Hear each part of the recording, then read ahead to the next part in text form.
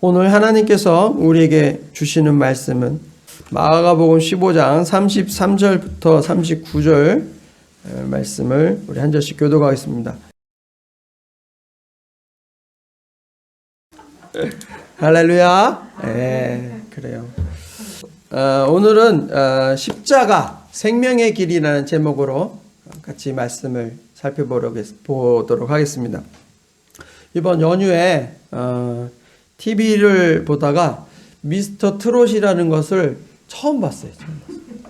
이런 게 있다라는 건 알았는데 처음 그 재방송을 봤어요. 여러 사람들이 나와서 다양하게 이제 노래 부르고 창을 부르기도 하고 창으로 트롯을 부르기도 하고 성악을 뭐 이렇게 트롯으로 이렇게 부르기도 하는 사람도 있고 춤추고 정말 다양하더라고요. 트롯의 장르가 굉장히 폭넓어졌다라는 생각이 들었어요. 근데 이 경연대회이다 보니까 올라가서 합격하는 사람, 진출하는 사람, 본선에 진출하는 사람도 있지만 안타깝게 떨어지는 사람도 나오더라는 거예요. 그 사람들의 마음이 참 되게 많이 힘들겠다는 생각이 들었어요. 왜냐하면 그 사람들은 잊혀지는 거예요. 그 다음 틈이 나와서 정말 노래로 엄청나게 감동을 주면 앞에 떨어진 사람들이 잊혀져 버려요. 그런 그들의 마음이 되게 안타깝다는 생각이 들었어요. 어떤 꼬마 아이들도 나와서 학생들도 노래를 부르는 거예요. 4명이서 이렇게 나와서 부르는데 거기 2명만 올라가고 2명은 떨어지는 거예요. 근데 떨어진 아이 중에 한 명이 약간 통통하던데 걔는 계속 우는 거예요. 막 울면서 심사평을 해주는데도 막 울더라고요.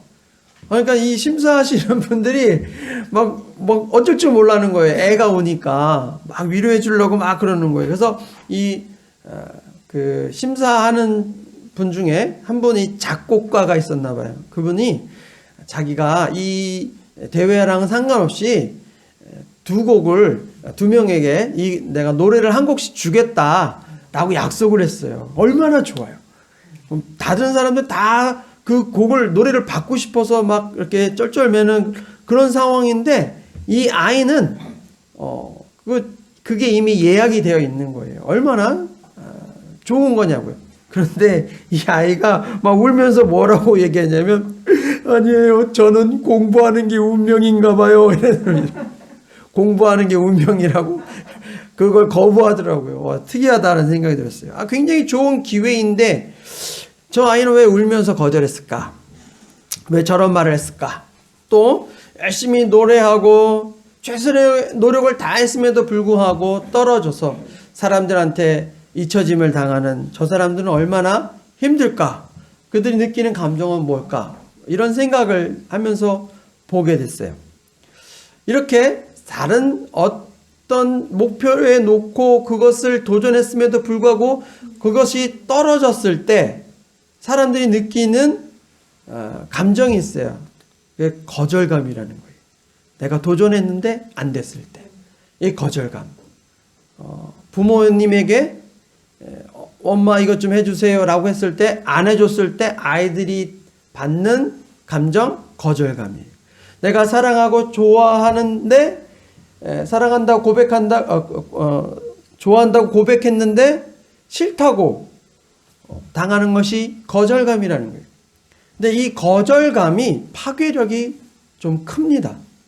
그래서 이 거절을 당하는 사람의 마음은 아주 심각하게 그것이 겪게 되면 절망에 빠져서 아주 극단적인 선택도 하게 되는 거예요.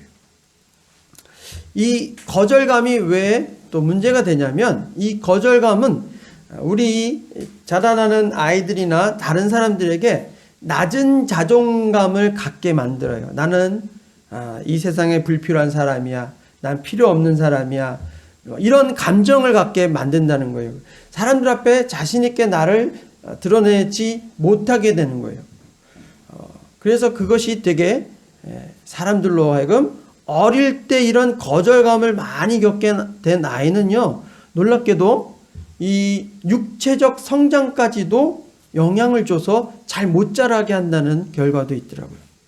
그래서 그것뿐만 아니라 인격적으로도 아주 좀 잘못된 방향으로 아이들이 사람이 인격이 바뀌는 것도 나오더라는 거예요. 이렇게 거절감은 아이들에게만 있는 게 아니라 어른들도 마찬가지예요. 어른들도 거절감을 받아요. 그것 속에서 어른들도 고통을 받아요.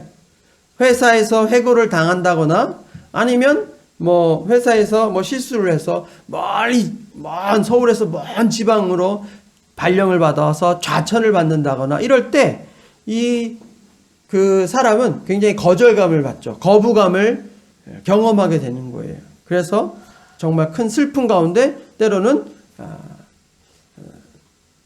슬픈 남산에 많이 올라가서 예전에 돌아가시는 분들도 있고 그러셨어요. 슬픈 일이죠. 거절감은 이렇게 큰 사람에게 아픔을 주고 파괴력을 갖게 된다는 거예요. 5월달입니다. 5월은 무슨 달이라고 그래요? 네? 그렇죠. 가정의 달입니다.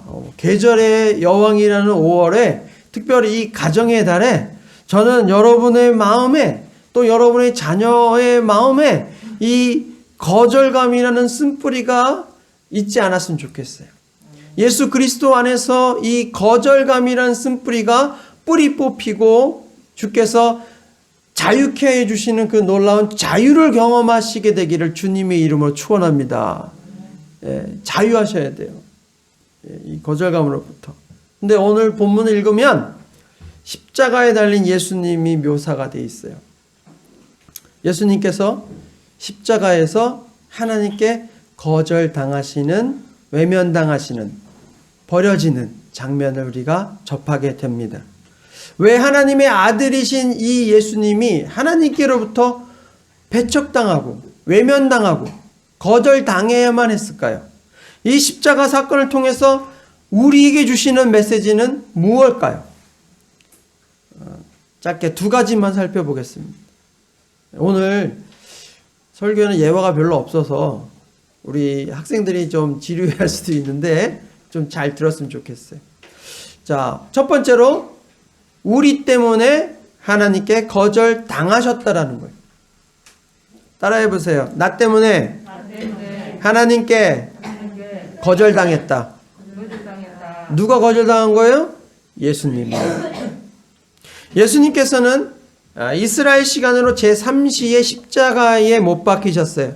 우리나라보다 이스라엘 6시간 늦기 때문에 제3시는 우리나라 시간으로 아침 9시예요. 저는 이 성경을 그냥 제3시라고 표현하지 않고 그냥 아침 9시라고 표현했으면 훨씬 더 좋았을 텐데 왜 3시라고 해서 헷갈리게 하나 그런 생각도 있어요.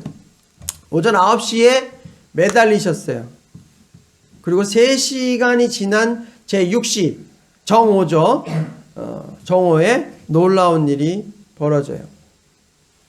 이 땅에 그 시간에 어두움이 임합니다. 태양이 빛을 잃어버렸어요.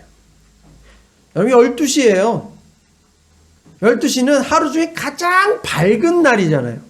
그런데 가장 그 밝은 날에 하루 중 가장 밝은 날에 그 시간에 하나님께서 온 세상에 어둠이 임하게 하셨다는 거예요. 어둠으로 덮어버리셨어요.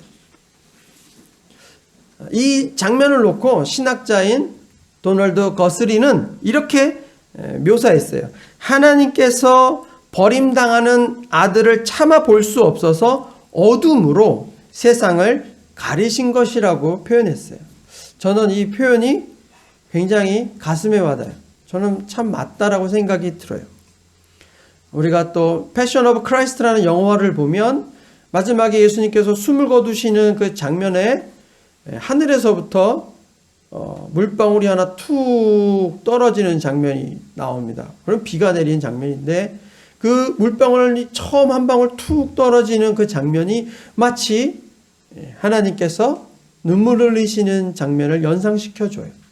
이것처럼 어두움이 세상에 가장 하루 중 가장 밝은 그 시각에 어두움이 임했다는 것은 차마 아들의 죽음을 보기가 힘드셨던 하나님이 어둠으로 덮어버리신 것이다. 저는 이게 참 가슴에 와닿습니다. 그리고 이 어두움은 3시간 동안 계속됩니다. 이 어두움 속에서 예수님은 십자가에서 죽어가고 계셨어요. 고통당하고 계셨어요. 너무도 고통스러운 순간이죠. 한 방울씩 몸에서 피가 빠져나가는 거예요. 그것도 고통스럽죠. 정신이 혼미해지는 거예요. 숨을 쉴 수가 없어요. 이 십자가에 매달려 있기 때문에 몸이 이렇게 축 처지게 돼요. 그러면 이 횡격막이 위로 올라가 가지고 숨을 쉴 수가 없게 되는 거예요. 숨을 들이마시는 건 어떻게든 할 수 있는데 내쉴 수가 없어요. 내쉬려고 하면 어떻게 해야 되냐면요, 몸을 끌어올려야 되는 거예요. 근데 자기 몸이 어디 지탱하고 있어요? 양쪽 손에 못자국, 그리고 발목에 못자국으로 몸을 지탱하고 있는 거예요. 숨을 쉬기 위해서 몸을 끌어올리려면 이 양쪽 손과 발, 그 모든 몸을 지탱하고 있는 그 곳에서 고통이 엄습하기 때문에 숨도 제대로 못 쉬는 거예요. 계속 폐에 공기는 계속 차오는데 뺄 수가 없는 고통인 것이죠. 이런 육체적인 고통 속에서 정신이 혼미해져 가고 죽어가고 있는 그 순간에 예수님께서 34절에 이렇게 외치시는 거예요. 우리 한번 34절 같이 한번 읽어봅시다. 좀 길지만 한번 읽어봅시다. 시작. 제9시에 예수께서 크게 소리 지르시되 엘리 엘리 라마 사박다니 하시니, 이를 번역하면 나의 하나님 어찌하여 나를 버리셨나이까 하는 뜻이라. 아멘. 여러분 잘 아는 말씀이에요. 엘리 엘리 라마 사박다니, 나의 하나님 어찌하여 나를 버리셨나이까. 버렸다고. 하나님이 예수님을 버렸대요. 하나님으로부터 거절당한 거예요. 우리가 복음서를 쭉 읽다 보면 예수님께서 항상 하나님을 지칭할 때 뭐라고 표현했냐면요, 아버지라고 표현했어요. 자, 여러분에게 나눠드린 그 프린트물이 있어요. 한번 같이 읽어보겠습니다. 요한복음 10장 30절 같이 읽습니다. 시작. 나와 아버지는 하나이니라. 자, 요한복음 17장 21절 시작. 아버지여, 아버지께서 내 안에, 내가 아버지 안에 있는 것 같이. 다 보면 하나님을 지칭할 때 뭐라고 불러요? 아버지라고 부르는 거예요. 그런데 왜 오늘 읽은 34절에서는 나의 하나님이라고 왜 부르냐는 거예요. 거리감이 느껴지잖아요. 아버지가 아닌 거예요. 아버지는 친밀하잖아요. 아빠라고 부르잖아요. 이렇게 친밀한 이 아버지라는 존재에서 나의 하나님이라고 호칭을 하면서 굉장한 거리감이 느껴지게 만들어졌어요. 왜 그랬을까요? 왜 예수님은 하나님을 향해서, 아버지를 향해서 나의 하나님이라고 불렀냐고 하는 거예요. 이유는요, 예수님께서 십자가에서 사람의 모든 죄를 대신 지고 담당하고 있었기 때문이라는 거예요. 왜요? 죄인이 아니지만 죄인의 신분이 되어버린 거예요. 하나님께서는요, 죄를 싫어하시는 정도가 아니라 죄를 미워하시는 거예요. 그렇기 때문에 죄인은 하나님 앞에 나아갈 수가 없어요. 그래서 구약시대에 하나님 앞에 나아가기 위해서는요, 항상 제물을 가지고 가요. 양이나 소나 염소를 비둘기, 하다못해 돈 없는 사람이라도 비둘기를 가지고 가서 그 피로 나의 죄를 대신해서 대신 이 짐승이 죽고 희생을 당해서 하나님 앞에 죄사함을 받는, 속죄함을 받고 비로소 성전 안에 들어갈 수 있더라고요. 그런데 예수님께서는 세상의 죄를 지고 가는 어린 양으로서 스스로 제물이 되신 거예요. 화목 제물이 되신 거예요. 화목 제물은 뭐예요? 하나님과 사람 사이를 화목하게 하기 위해서 만들어진 제사. 스스로 화목 제물이 되신 거예요. 하나님과 사람 사이를 하나로 길을 열어주기 위해서 스스로 제물이 되신 거예요. 그래서 죄인이 되신 거예요. 모든 사람의 죄를 전가받으시고 모든 사람의 죄를 대신해서 하나님께 버림받은 거예요. 나의 하나님 어찌하여 나를 버리셨나이까? 라는 말을 들어야 할 정도로 하나님께 버림받았다는 거예요. 하나님께 거절당했다는 거예요. 한 번이라도 거절감을 경험해 보신 분은 그 절망감을 알 거예요.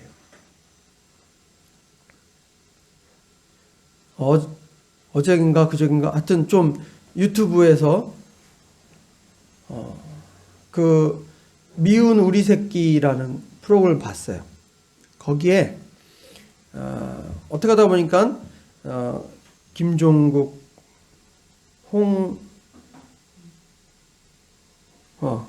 이렇게 갑자기 생각이 안 난다. 그 다음에 김희철, 그 다음에 또 이렇게 하여튼 좀 결혼한 사람, 돌아온 사람 이렇게 편이 알려져 있어요. 근데 이상민이 자꾸 김종국이 이혼한 사람들에 대해서 결혼에 대해서 자꾸 물어보고 왜 이혼했냐고 물어보고 막 여러 가지 이야기를 해요. 근데 이상민이 이런 이야기를 했어요. 우리가 사람과 사귀다가 연애하다가 헤어지면 그 이별에 대한 후유증이 있잖아. 그것처럼 이혼에도 후유증이 있더라. 근데 이혼의 후유증은 이별의 후유증보다 10배 이상 가는 것 같아. 이 이야기를 하는 거예요. 거절당하고 헤어지는 것에 대해서는요, 아픔이 있는 거예요. 요즘에 부부의 세계 열심히 보고 계십니까? 예, 아이고야, 요즘에 아주 난리가 났어요. 부부의 세계도. 예, 거기도 이혼에 관한 이야기가 나오고 막 그렇게 하지만 아픔이 있는 거예요. 그 이혼이 그렇게 쉬운 게 아니잖아요. 거기서도 그런 대사가 있다고 하더라고요. 이혼이 그렇게 생각처럼 쉬운 게 아니야. 아픔이 있어요. 충격이 있어요. 자녀에게도 충격이 있는 거죠. 그것처럼 이별이 된다라는 거, 떨어진다라는 거, 어마어마한 큰 충격이 있는 거예요. 아픔이 있는 거예요. 버려진다라는 거, 얼마나 큰 아픔이 있는지 모르는 거예요. 예수님께서는 인류의 죄를 짓고 죄를 짊어지시고 하나님께로부터 버림받은 거예요. 저는 이걸 어떻게 표현이 잘 안 되지만 저는 이 구절을 읽으면서 정말 너무 마음이 아팠어요. 왜 예수님께서 왜 버림받아야 되나? 왜 예수님께서 그렇게 아버지라고 부르는 그 하나님과 왜 이렇게 떨어져야 되고 거절돼야 되고 왜 버려져야 되나? 이게 너무 마음이 아픈 거예요. 근데 이유는요, 나 때문이라는 거예요. 나 때문이라는 거예요. 나의 죄 때문이라는 거예요. 요한복음 아까 우리가 했던 17장 21절에 아버지여 아버지께서 내 안에 내가 아버지 안에 있는 것 같이라고 말씀하신 것처럼 창세 이전서부터 하나님과 예수님은요 떨어진 적이 없는 거예요. 항상 하나였어요. 그런데 처음으로 떨어지는 느낌이 경험하는 거예요. 얼마나 아프시냐, 얼마나 괴롭고 얼마나 고통스럽겠냐는 거예요. 여러분, 이 사실은요 무엇을 말해주냐면 우리의 죄가 얼마나 심각한지에 대한 이야기해 주는 거예요. 여러분, 우리가 가진 죄가 보통 죄가 아니라 하나님의 아들이 십자가에서 죽으셔야 비로소 해결이 될 정도로 우리 죄가 크다라는 거예요. 저와 여러분의 죄가 그 정도로 심각하다는 거예요. 그런데 예수님이 대신 지셨어요.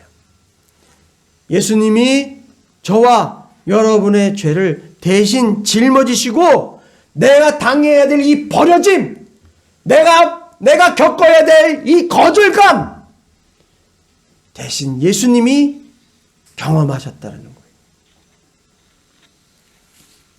예수님의 이 거절감 때문에, 이 거부당하심 때문에 우리가 구원을 얻게 된 거예요.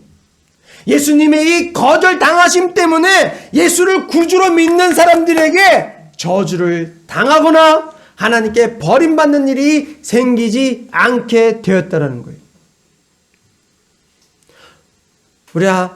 제가 나눠드린 프린터에 로마서 8장 말씀 한번 같이 읽어봅시다.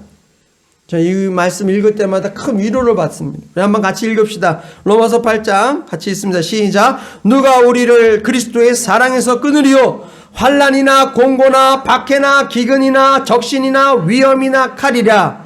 내가 확신하노니 사망이나 생명이나 천사들이나 권세자들이나 현재일이나 장래일이나 능력이나 높음이나 기쁨이나 다른 어떤 피조물이라도 우리를 우리 주 그리스도 예수 안에 있는 하나님의 사랑에서 끊을 수 없으리라. 아멘. 할렐루야. 아무도 여러분을 하나님 사랑에서 끊을 수가 없다는 거예요. 왜요? 예수님 때문에. 예수님이 대신 우리를 위해서 버림당하셨기 때문에 이제 이는 하나님 우리를 버리지 않는다라는 거예요. 아무도 그 어떤 것도, 어떤 권력도, 어떤 돈으로도 우리를 예수님에게서, 하나님에게서 떼어놓을 수 없다는 사실. 여러분이 아무리 큰 죄를 범해도, 여러분이 아무리 부족해도, 아무리 못 배워도, 아무리 돈이 많아도 그 어떤 것도 하나님의 사랑에서 여러분을 떼어놓을 수 없다는 사실을 믿으시기 바랍니다. 여러분, 이것이 여러분에게 위로가 되는 거예요. 격려가 되는 거예요. 인생을 살면서 실패할 수 있어요. 낙심할 수 있어요. 좌절할 수 있어요. 그러나 하나님은 절대로 여러분을 포기하지 않는다는 거예요. 여러분이 어떤 모습이어도 그리스도의 거절됨으로 인해, 예수님의 거절당하심으로 인해서 우리는 하나님께 받아들여지게 됐다라는 거예요.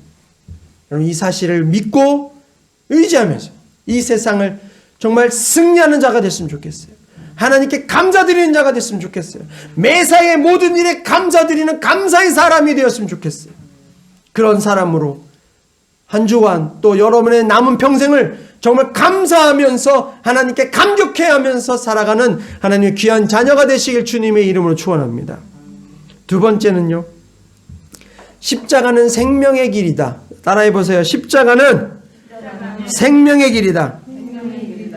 네. 37절 말씀에 보시면 37절 한번 같이 읽어볼까요? 시작. 예수께서 큰 소리를 지르시고 숨지시니라. 다시 한번 읽어보자. 시작. 예수께서 큰 소리를 지르시고도 아멘. 네. 여기서 어떤 큰 소리를 지르는지 몰라요.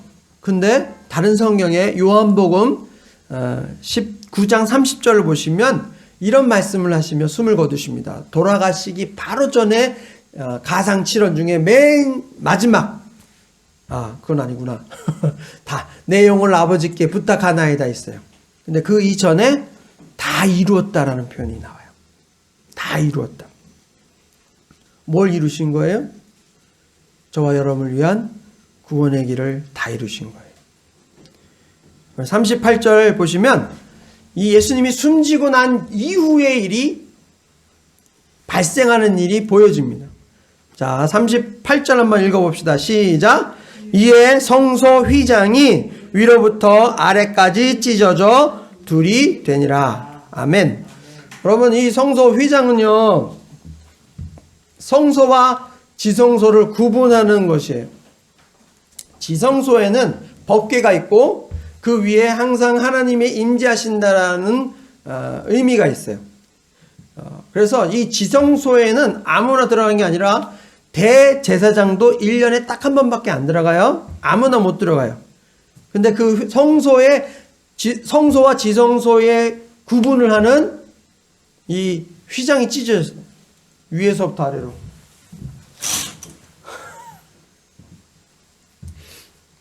네.